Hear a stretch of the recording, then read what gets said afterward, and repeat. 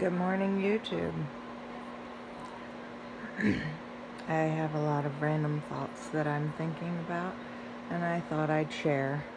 I've often been told I'm a good teacher. That's why I went into management. Um, let's see. About in May of this year, my fiance, he had an issue. He thought he might have a blood clot. So we went to York Hospital, and they did a ultrasound and stuff. We assumed it came back perfectly okay because no one had never contacted us any differently. 2 weeks ago, his primary care doctor called us, and it was actually not even his doctor, it was a nurse practitioner with the office.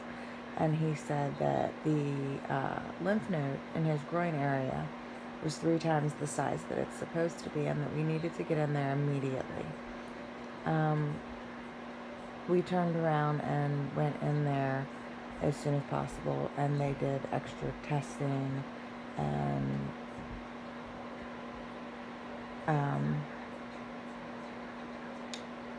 did blood work and stuff like that to make sure that his sugar wasn't low, because he was having issues with that as well.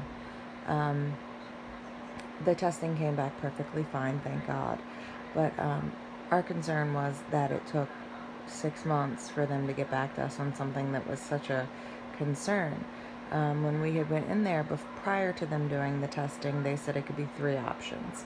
One of them would be that it was just an infection, and that he would give us an antibiotic, and that the antibiotic would cure it. Second would be tuberculosis, which I used to be in the nursing field, and I know that tuberculosis is airborne, so I just found that a little odd that they threw that out there, because there's 5 of us in our house, so I would think that other people in the house within that 6-month period would be showing symptoms as well. Or they said cancer. Now, I'm sorry, but in the day and age that we live in, when someone says cancer, that's extreme.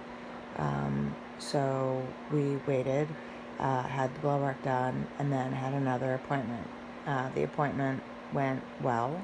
They said that nothing came back abnormal in any of his blood. His tuberculosis test was fine.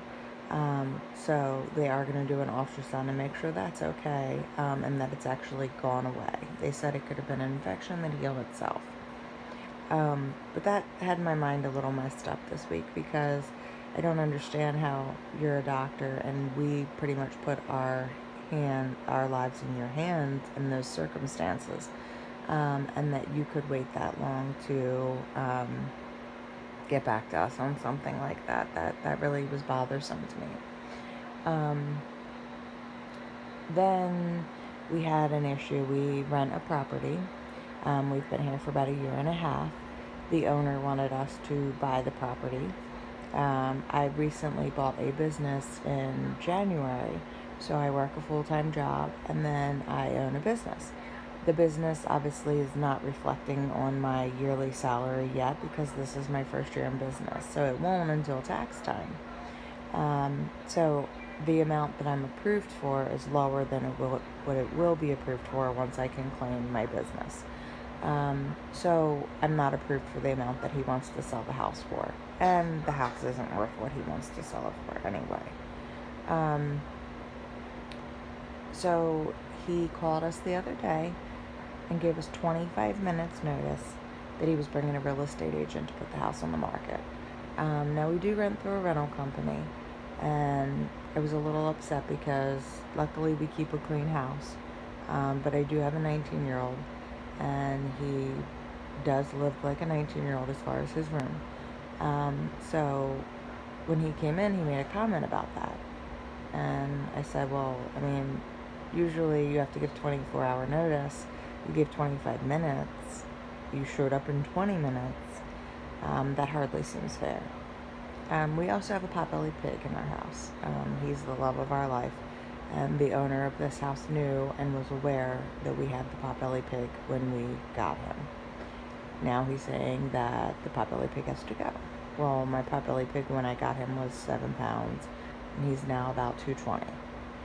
Um, so we are currently in the market for a house, but we're thinking of moving to the beach, because something about that saltwater life makes people a lot happier. I'm not sure what it is, but it seems to make people happier.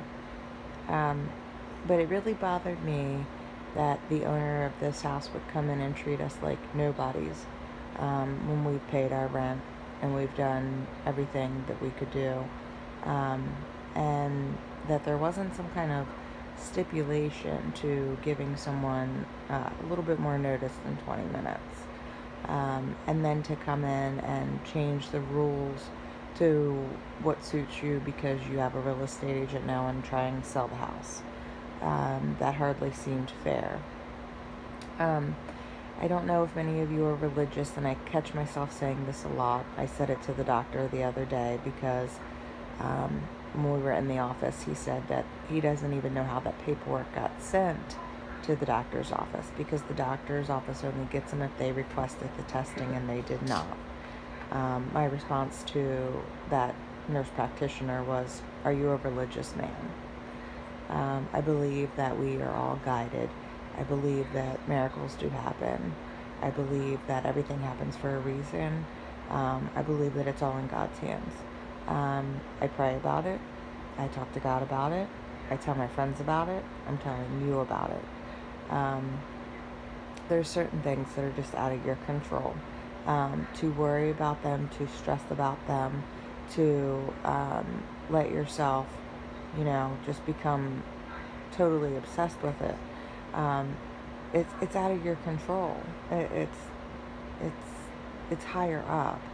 We have to let it go, pray about it, and continue on doing the best that we can in life. That's the only way. It's the only way that you're going to keep your sanity, and it's the only way that you're going to get ahead. So that is my early morning thoughts for the week. I also had something odd happen this week. I dated this guy when I was fresh out of high school, I guess. Maybe about 20, I don't know, somewhere around there.